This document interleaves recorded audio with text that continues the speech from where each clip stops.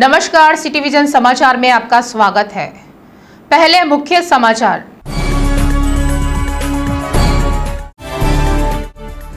तेलंगाना विधानसभा में सरकार द्वारा 8 बिल पेश।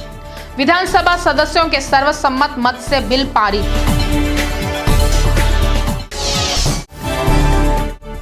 केंद्रीय मंत्री ने सिकंदराबाद रेलवे स्टेशन की लिफ्ट का शुभारंभ किया। किशन रेड्डी ने कहा, केंद्र ने 600 करोड़ रुपए आवंटित किए। तेलंगाना के कुछ इलाकों में केसीआर दिखा रहे भेदभाव।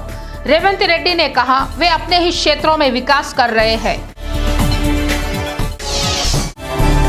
बाइक शोरूम में लगी आग की घटना का सीसीटीवी फुटेज जारी। फुटेज से पता चला इलेक्ट्रिक बाइक्स में हुआ विस्फोट। नाचाराम में चोरी करने वाला आरोपी गिरफ्तार। पुलिस रिकॉर्ड में आरोपी के खिलाफ 100 से ज्यादा मामले दर्ज।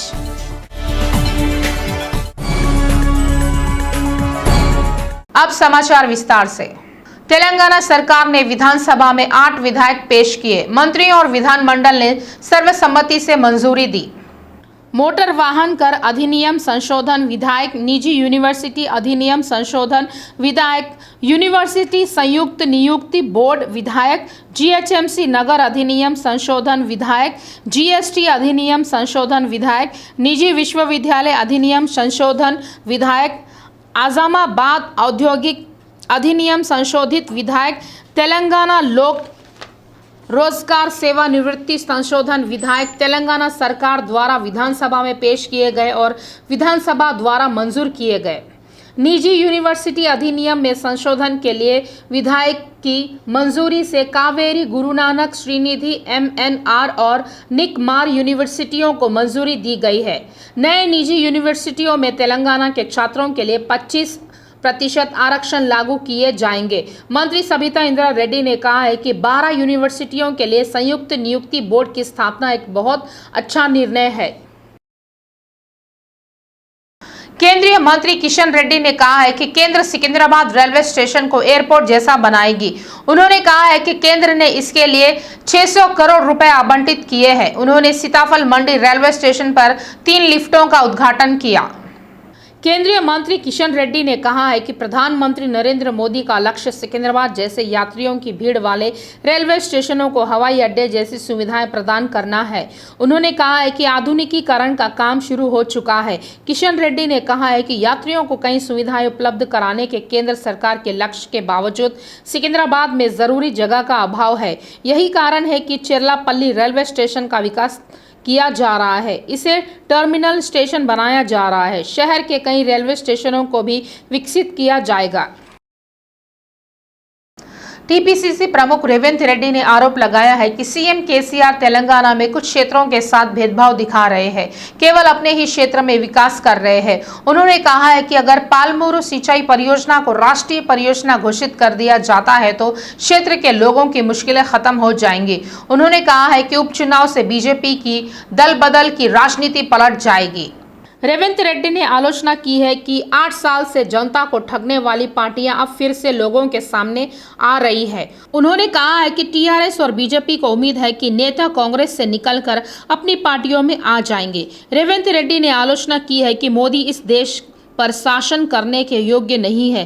प्रधानमंत्री नरेंद्र मोदी ने किसानों की आय घटाने के लिए किसान विरोधी कानून लाए थे। कांग्रेस पार्टी उन काले कानूनों को वापस लेने तक लड़ती रही। मोदी ने माफी मांगी। इससे पहले उन्होंने लोगों से टीआरएस और बीजेपी पर सवाल उठाने की अपील की। वाटर बोर्ड द्वारा सप्लाई की गई पानी की पाइपलाइन से 6 लोगों को अवैध कनेक्शन कट कर दिए गए। वाटर बोर्ड विजिलेंस के अधिकारियों ने इनके खिलाफ आपराधिक मामले दर्ज कर अवैध कनेक्शन को हटा दिया। Water board O&M division 12 range Bhagat Singh Nagar खंड चिंतल दुर्गा नगर 6 व्यक्तियों ने अपने घरों में 15 मिलीमीटर पाइप आकार के अवैध कनेक्शन लिए थे। इस मामले का पता लगने वाले वाटर बोर्ड विजिलेंस अधिकारियों ने अवैध नल कनेक्शन लेने वाले पोतराजू, नागराजू, उमेश कुमार, वेंकटेश, सीतारामैया और ईश्वरम्मा के खिलाफ आईपीसी की धारा 269 और 430 के तहत मामला दर्ज किया है। अधिकारियों ने चेतावनी भरे शब्दों में कहा है कि उन नल कनेक्शन का पंजीकरण किया जाएगा। उन्होंने कहा है कि अगर किसी को अवैध नल कनेक्शन दिए हुए पाए जाते हैं तो या तो घरेलू कनेक्शन लेकर उसका व्यावसायिक उद्देश्य के लिए इस्तेमाल करते हैं तो वे वाटर बोर्ड विजिलेंस टीम या फोन नंबर 999899998100 या 9989992268 को सूचित किया जा सकता है। उन्होंने कहा है कि अगर किसी को अवैध नल कनेक्शन दिए हुए पाए जाते हैं तो या तो घरेलू कनेक्शन लेकर उसका व्यावसायिक उद्देश्यों के लिए इस्तेमाल करते हैं तो वे वाटर बोर्ड विजिलेंस टीम या फोन नंबर 998999988100 या फिर 9989992268 को सूचित कर सकते हैं। हेवन होम्स सोसाइटी की संस्थापक व अध्यक्ष वरलक्ष्मी के मार्गदर्शन में हैदराबाद के अरोड़ा कॉलेज में सेव वुमेन सेव नेशन पर सेमिनार का आयोजन किया गया। विशेष रूप से महिलाओं को हॉल के दिनों में समस्याएं, अत्याचारों, जासूसी, कैमरा रिकॉर्डिंग और उत्पीड़न का सामना करना पड़ रहा है। इसी तरह महिलाओं के अलावा नशा करने वाले युवाओं को जागरूक करने के लिए 2017 में इस संगठन की शुरुआत की गई। वरलक्ष्मी ने कहा है कि वे अभी भी विशेष जियो लाने के लिए लड़ रहे हैं। अरोड़ा कॉलेज की प्राचार्य डॉक्टर माधवी ने कहा है कि उन्हें कॉलेज में इस तरह के जागरूकता कार्यक्रमों और अन्य मुद्दों के बारे में युवाओं को सूचित करते हुए बहुत खुशी हो रही है। इस कार्यक्रम में कॉलेज के छात्र छात्राओं और प्रबंधन ने भाग लिया। प्रजा संघ संघर्ष मंच के प्रदेश संयोजक वीरैया ने 21 व 22 सितंबर को कलेक्टर कार्यालय के सामने मकानों के प्लॉट व डबल बेडरूम वाले मकानों के लिए धरने में शामिल होने का आह्वान किया। कई जिलों में गरीब झोपड़ियों में रह रहे हैं। सरकार द्वारा उन्हें योजना के अंतर्गत मकान उपलब्ध कराने के बारे में ध्यान नहीं दिया जा रहा है। उन्होंने मांग की है कि गरीबों को डबल बेडरूम योजना का लाभ पहुंचाया जाए। वहीं जिसके पास जमीन है उन्हें मकान निर्माण के लिए 5 लाख रुपए आवंटित किए जाने चाहिए। जिन गरीबों के पास जमीन नहीं है उन्हें जमीन उपलब्ध कराई जाए। MS लाइफ नाम से स्टील बार का निर्माण कर रही MS अग्रवाल फाउंड्रीज द्वारा हैदराबाद के नोवाटेल होटल में ब्लॉकबस्टर 2022 नाम से वार्षिक चैनल पार्टनर फैमिली मीट का आयोजन किया गया। इस कार्यक्रम में तेलंगाना, आंध्र प्रदेश, कर्नाटक, तमिलनाडु और केरल के 1300 कंपनी भागीदार ने भाग लिया। कंपनी के निदेशक गौतम गनेरीवाल ने कहा है कि ब्लॉकबस्टर का प्रबंधन चैनल भागीदारों की सेवाओं को मान्यता देकर किया गया। उन्होंने भागीदारों की मदद से इस साल नई ऊंचाइयों पर चढ़ने की कामना की। MS अग्रवाल फाउंड्रीज दक्षिण भारत में इस्पात निर्माण शुरू करने वाली पहली कंपनी के रूप में जानी जाती है। 2021 से 2022 में कंपनी ने 3,500 करोड़ रुपए से अधिक का राजस्व अर्जित किया। समूह प्रत्यक्ष और अप्रत्यक्ष रूप से 5,000 लोगों को रोजगार देता है। रेस्टोरेंट व बार लाइसेंस एसोसिएशन की समस्याओं के तत्काल समाधान के लिए सदस्यों ने आबकारी भवन के सामने धरना दिया। 10 जिलों के नेता इस प्रदर्शन में शामिल हुए। कार्यक्रम की अध्यक्षता एसोसिएशन के सलाहकार बाल राजू गौड़ ने की। उन्होंने अपनी शिकायत व्यक्त की है कि समस्याओं के समाधान के लिए कई बार संबंधित अधिकारियों और सरकार से गुहार लगाई गई है, लेकिन वे उनकी समस्याओं का समाधान नहीं कर पाए। उन्होंने कहा है कि इस मामले में मद्य निषेध एवं आबकारी नियुक्त को याचिका सौंपी गई। फार्मा एंड हेल्थ केयर के लिए अंतर्राष्ट्रीय प्रदर्शनी का 8वां संस्करण इस महीने की 21 से 23 तारीख तक आयोजित किया जाएगा। Export promotion council of pharmaceuticals वाणिज्य और उद्योग विभाग CDSCO के सहयोग से इस प्रमुख कार्यक्रम का संचालन कर रहा है। कंपनी के प्रतिनिधियों ने कहा है कि भारतीय फार्मा उद्योग लगभग 200 देशों को गुणवत्तापूर्ण जेनेरिक दवाइयों की आपूर्ति करके स्वास्थ्य सेवा में महत्वपूर्ण योगदान देने में एक अद्वितीय स्थान रखता है, इसीलिए इसे विश्व की फार्मेसी कहा जाता है। उन्होंने कहा है कि IPH एक्सपो का आयोजन पहली बार 2013 में किया गया था और बाद में इसके 7 संस्करण मुंबई, हैदराबाद, नई दिल्ली और अहमदाबाद जैसे प्रमुख शहरों में सफलतापूर्वक आयोजित किए गए। Is to showcase the advancement and achievement of Indian pharmaceutical industry to the globe. The other main objective is to bring various regulatory chiefs from other countries to come to India and understand the strengths of the Indian regulatory system and find opportunities to harmonize the regulations such that the drugs approved in India can be approved easily in the countries where they are needed, where the regulatory system is not as established as India. So this will be a great opportunity. And the pandemic also proven that country can cope up with the challenges and can produce enough drugs, not only just for India, for also the emerging world, and also established markets as well, like US and Europe. And our ability to produce vaccines is another great step to demonstrate Indian developed, Indian produced vaccines catered to all the vaccine requirements of the entire India. So these two are the major objectives of this IFEX. Nacharam police station की सीमा में चोरी करने वाले वृद्ध अपराधी को police ने गिरफ्तार कर लिया। इससे पहले पुलिस ने खुलासा किया है कि आरोपी के खिलाफ PD एक्ट दर्ज किया गया है। पुलिस ने कहा है कि अपार्टमेंट को निशाना बनाकर दिन दहाड़े चोरी के मामले आरोपी शामिल था। सीसी कैमरे के आधार पर आरोपी की पहचान की गई और उसे तुर्कैया जाल में हिरासत में ले लिया गया।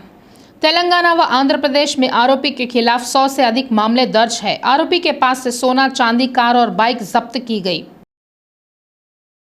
आयकर प्रधान आयुक्त सलगला नरसम्मा ने कहा है कि वर्तमान युग में कैंसर से डरने की जरूरत नहीं है, जब चिकित्सा विज्ञान के क्षेत्र में काफी विकास हो चुका है। उन्होंने कहा है कि इस बीमारी का जल्द पता लगाया जाना चाहिए और उचित सावधानियां बरतनी चाहिए। उन्होंने कहा है कि कैंसर महामारी के बारे में जागरूकता बढ़ाने के उद्देश्य से प्रसिद्ध रोबोट ऑन्कोलॉजिस्ट डॉक्टर चिन्ना बाबू सुंकवल्ली के नेतृत्व में हर साल ग्लोबल कैंसर रन करना सराहनीय है। ग्लोबल कैंसर रन 2022 के लिए आयोजित टी-शर्ट और मेडल लॉन्चिंग कार्यक्रम हैदराबाद के होटल दास पल्ला में आयोजित किया गया। लॉन्च में IRS अधिकारी नरसम्मा समेत कई हस्तियों ने बतौर मेहमान शिरकत की।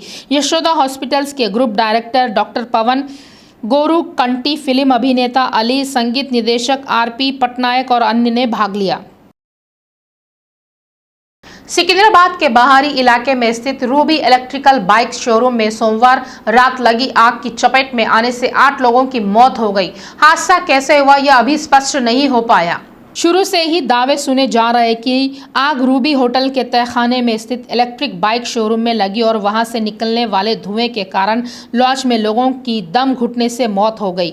रूबी होटल के हाल ही में जारी CCTV फुटेज में कहा गया है कि यह दावा सच है। इस वीडियो में CCTV फुटेज में दिख रहा है कि होटल के तहखाने में इलेक्ट्रिक बाइक में पहला धमाका हुआ और फिर कई बाइक में विस्फोट हो गया। इसके अलावा वहां हुए विस्फोट के कारण लॉज के आसपास घना धुआं देखा जा सकता है।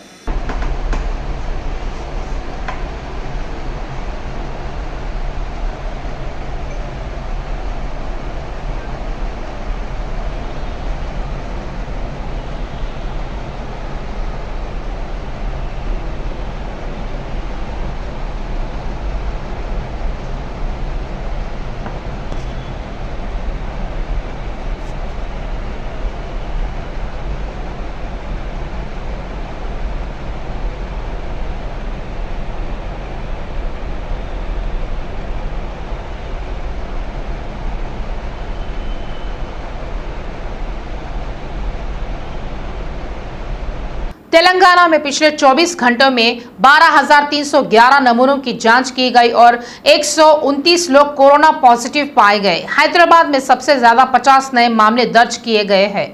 मेडचल मलकाजगिरी जिले में 10, खम्बम जिले में 9 और रंगारेड्डी जिले में 7 मामले सामने आए।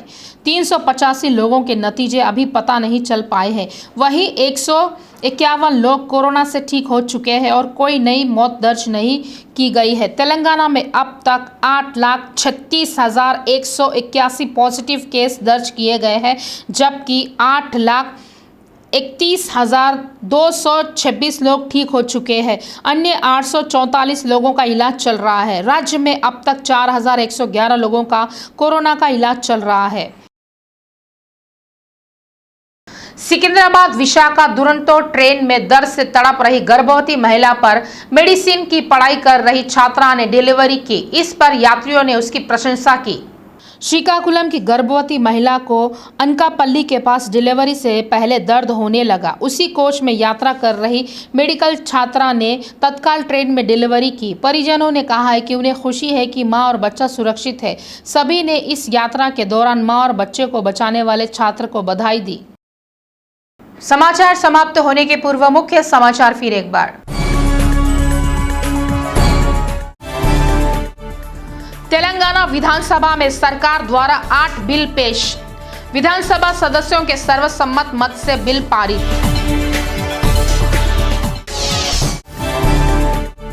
केंद्रीय मंत्री ने सिकंदराबाद रेलवे स्टेशन की लिफ्ट का शुभारंभ किया। किशन रेड्डी ने कहा, केंद्र ने 600 करोड़ रुपए आवंटित किए। तेलंगाना के कुछ इलाकों में केसीआर दिखा रहे भेदभाव। रेवंत रेड्डी ने कहा, वे अपने ही क्षेत्रों में विकास कर रहे हैं। बाइक शोरूम में लगी आग की घटना का सीसीटीवी फुटेज जारी। फुटेज से पता चला इलेक्ट्रिक बाइक्स में हुआ विस्फोट। नाचाराम में चोरी करने वाला आरोपी गिरफ्तार। पुलिस रिकॉर्ड में आरोपी के खिलाफ 100 से ज्यादा मामले दर्ज।